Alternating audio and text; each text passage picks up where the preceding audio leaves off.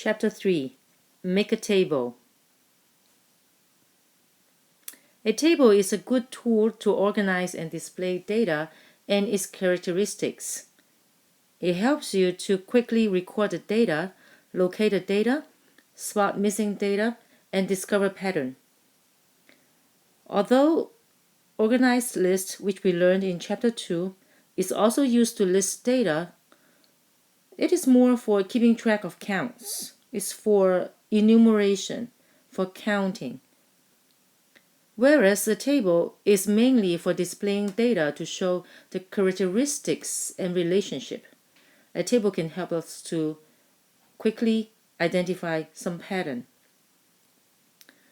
Lower grade students find table easy to use before they are introduced to algebra. Let's look at one example to see how we can use a table to solve it. There are 20 animals in Old MacDonald's farm. Some are chickens and some are pigs. There are a total of 56 legs from these animals. How many chickens are in the farm? For more grown-up students who have learned algebra, they can quickly solve this problem. But what if you have not learned algebra? Perhaps a table will come in very handy. This is a table that we're going to use. In this table, I have listed a row for the count of chickens, a row for pigs, and a row that records how many legs are out there. And this table will show me the trend. So I can pretend that there are 20 chickens and there are no pigs because I have a total of 20 animals. So if I have 20 chickens, then I will have no pig at all. And then I count how many legs are out there. So all the legs must be from chickens. Each chicken has 2 legs, so 20 chickens will have 40 legs. And then what about only 19 chickens and 1 pig? Now, if I have 19 chickens and 1 pig, then I can record 42 legs out there. Or maybe there are only 18 chickens, 2 pigs. Then there will be a total of 44 legs. Now, you don't have to list all the possible combinations of chickens and pigs, but just list some of the numbers out and then see the trend, see the pattern. I also listed in the far end here, in the other extreme, that I will have no chicken and all 20 animals are pigs. And in that situation, then I would have 80 legs because each pig has 4 legs, right? And I can also increase the chicken count by 1. Then I would have lose 1 pig just to trade for the chicken. And I would have counted 78 legs. Now, I want you to pay attention to the number of legs as we move like from more chicken to less chicken, from less pigs to more pigs. What happens to the number of legs? Do you see that every time when we lose 1 chicken and gain 1 pig, we gain 2 legs here? Or, on the contrary, every time when we gain 1 chicken and lose 1 pig, we lose 2 legs. Why is that? You probably can answer it because a chicken has only 2 legs and a pig has 4 legs. So if you trade a chicken for a pig, then you have gained 2 legs. Okay, use this table. Now let's focus on our problem. We want to have 56 legs. Now none of these is 56. But from this table you can see that one extreme is 40 legs, the other extreme is 80 legs. So somewhere in the middle is 60 legs. That's in the middle. But 56 is a little bit less than 60. So in the situation of 60, then I would have, so let's write down 60 legs. If I have 60 legs, then I will have half chicken and half pigs, like 10 and 10. But remember that every time when I gain a chicken and lose a pig, I lose 2 legs. And I'm looking for 56. That means from 60, I need to lose 4 legs. That means I need to have 2 fewer pigs and 2 more chicken from what I got so far. That will do 56. And then you can do a quick multiplication to do 12 times 2, 8 times 4, add them up to see if you really get 56. And you should. So there are 12 chickens. So in this example, we see that we can use a table to list the numbers and then see the trend, see how numbers are related to one another, and then use somewhat estimation to help us to locate the answer and to fill in the table to get the final answer. All right, here's one example for you to try out. 32 coins made up of quarters and dime has a total value of $6.20. How many of each type of coins are there? Now each quarter is 25 cents and each dime is 10 cents. So how many of each? Pause the video and try it out. When you are ready, move on. So here's the solution for the previous practice. I use a table to list all the possible ways I can have the coins.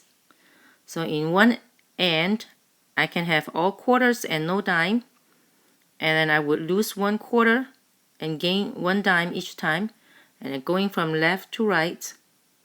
And at the end, my combination is I have 0 quarter and all dimes. And in each case, I recorded how much the dollar amount is. And after writing a couple of columns like this, and here on the other end, I pretty much see the trend. I know that for each quarter that I lose to gain 1 dime, I lose a net of 15 cents. And that makes sense because a quarter is 25 and a dime is 10. So if I lose 25 cents and gain 10 cents, my net loss is 15 cents. Now, the number that I need is $6.20. 6.20 is between 8 and 3.20, but it's closer to 8 and a little bit farther from 3.20. So instead of trying a middle number like 16 of each coin, I try a number that is closer to the left. So I pick 22 quarters and 10 dimes and see what these two will add up to, and then found out that these two will add up to $6.50. I'm still away from 6.20, but I know I'm quite close to it. And all I need to do is to switch some coins so that the net change is 30 cents, because now I have 6.50. I want to lose 30 cents to get to 6.20. So this is what I can do. Since I need 6.20,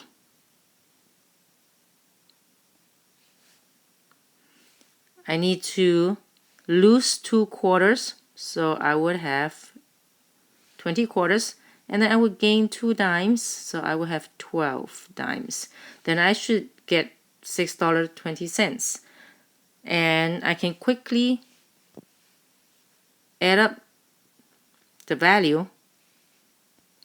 20 quarters means $5. 12 dimes means $1.20. Yes, and they add up to $6.20. And I'm done. So the answer is 20 quarters and 8 dimes in my collection of coins. Okay, so here's another example of using table. Alan and Bill have some toy cars. For every 3 toy cars Alan has, Bill has 2. If Alan gives 8 toy cars to Bill, then for every 1 toy car Alan has, Bill will have 2. What is the total number of toy cars they both have? Well, you can pause the video and try to read this problem again to get yourself familiar with the situation. Okay, we use a table to record the possible ways that they can have the toy cars. For every 3 toy cars Alan has, Bill has 2. So that makes us think about maybe Alan has 3, Bill has 2, or Alan has 6, Bill has 4, well, as long as the ratio is 3 to 2. However, it's impossible for Alan to have only 3 toy cars because if he gives 8 toy cars to Bill, that means he needs to have more than 8 toy cars, 8 or more. So we cannot just try like 3 toy cars, 6 toy cars. So the minimum number of toy cars that we want to try out is 9. Again, the ratio is 3 to 2. So if Alan has 9 toy cars, then Bill will have 6 toy cars. Or if Alan has 12, then Bill will have 8, 15, and 10, 18, and 12. All these combinations show a ratio of 3 to 2. Now, which one is the right answer? Sometimes we will need to keep trying until we get it. Sometimes when we see the pattern, we can jump a little bit farther to get ourselves land on the answer faster. So let's examine the situations that if Alan is to give 8 toy cars out, so we need to subtract 8 from Alan's collection, then Alan would have only have 1 toy car left because he gives 8 out. And Bill, well, Bill gains 8, so add to 6, then Bill will end up with 14. Then let's examine the condition. It says after Alan gives 8 toy cars to Bill, then for every 1 toy car Alan has, Bill will have 2. Now for every 1 Alan has, in this case, Bill does not have 2. Actually, Bill has more than 2. So this is not the case that we want to look for. Then let's move on to the next one. After Alan gives 8 out, so subtract 8 from 12, then he will have 4 left. And Bill started with 8, gained 8, then Bill has 16. Again, this is not 1 to 2 ratio, right? So we'll cross this off again and keep trying the next one in the same fashion. And 15 subtract 8 is 7, 10 gain 8 is 18. Again, not 1 to 2 ratio. Look at this one. 18 subtract 8 is 10. Then 12 plus 8 is 20. Now 10 to 20 is the ratio of 1 to 2. Finally, we found it. So this is the answer. So initially, Alan has 18, Bill has 12. After giving to Bill, now Alan has 10 and Bill has 20. But in either case, since we are asked to find the total number of toy cars they both have, you can use the initial case or use the afterward one. They both will evaluate to a total number of 30 toy cars. Now notice that in this problem we use tables to try different combinations. Sometimes we may not just get it right away. We have to keep trying several times. Because I know that I will get the answer here, that's why I only have 4 columns. But sometimes you may need to keep extending your table until you get the answer.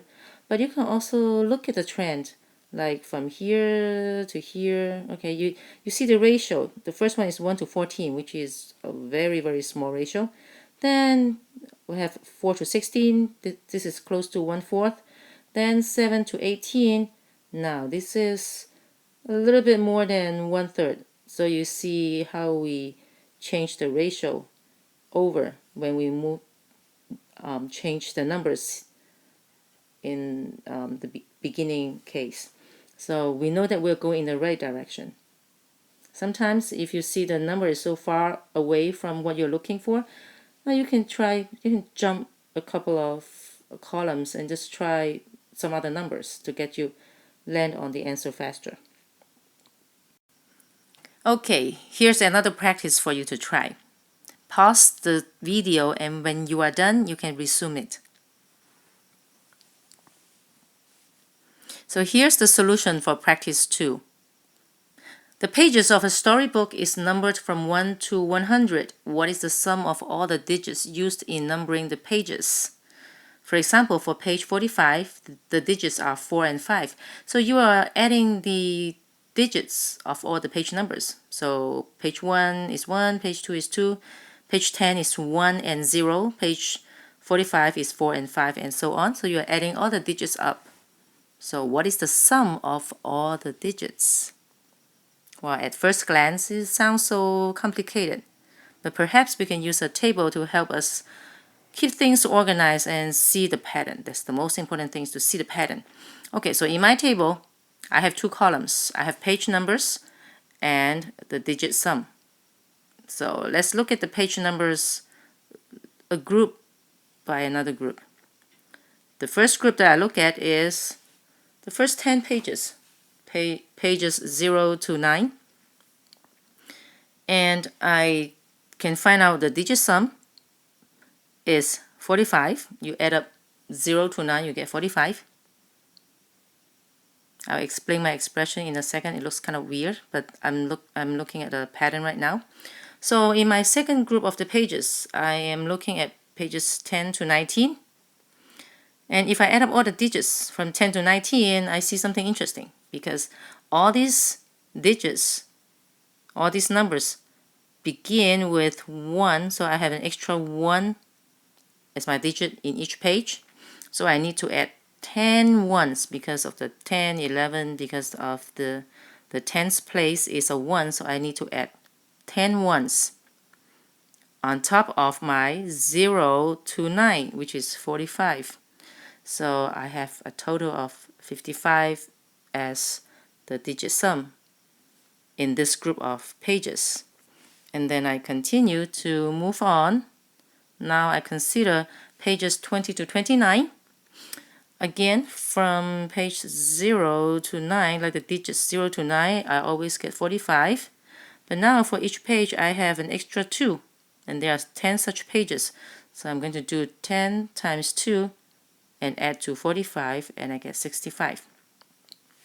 And I can keep doing several times until I see a pattern.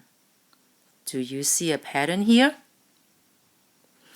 Yes, the pattern is, in my expression to come up with the sum, I always have 45 at the end, because my ones place is always 0 to 9. That's in my ones place. But my tens place, depending on which group I'm looking at, I begin with a group that has no tens place, so I have 10 times 0. Then I move on to the tens place that is 1. I have 10 times 1, and 10 times 2, 10 times 3, and so on. So if you see this pattern, then we can omit a lot of work and pretty much jump far away down. I'm looking for 1 to 100 page numbers. So 1 to 100 right here. So the last group I'm going to list out is 90 to 99. I use the same pattern here. So I have 10 times 9 plus 45, which is 135. And then when you get there, the only page that is still missing is the last page, page 100. 100 is digit 1 and 0 and 0. So I just add these 3 digits and I get 1. Okay, now what I need to do is just to add up all these sums.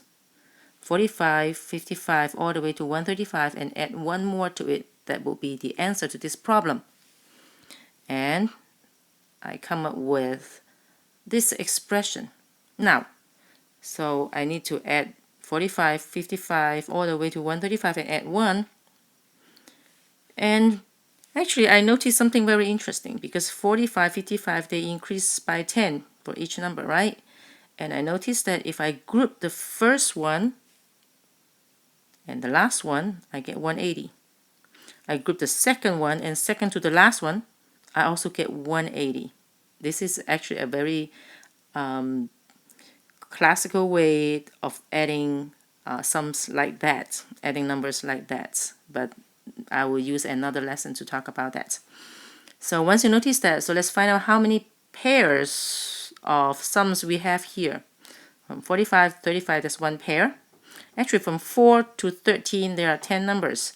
So if I pair up each two, then I will have 5 pairs. That's why I have 5 times 180.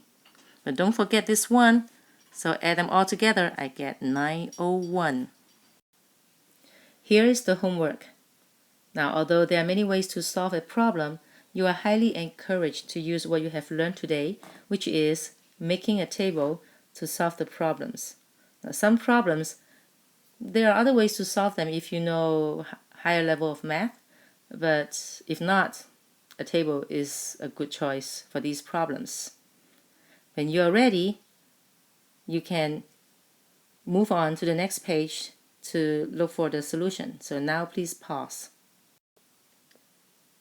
Here comes the solutions.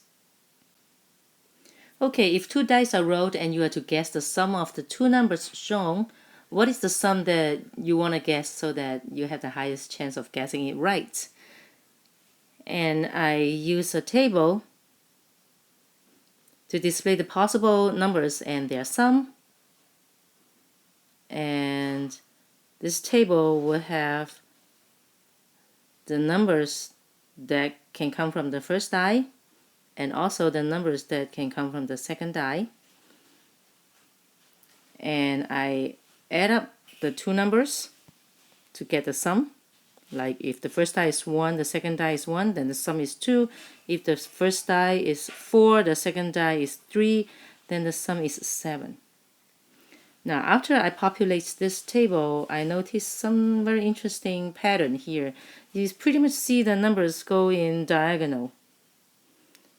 And you should not be too surprised about that, because when we go diagonal, that means one die gains 1 and the other die loses 1. And that's why the sum stays the same. In this table, we also visualize that 7 occurs the most number of times.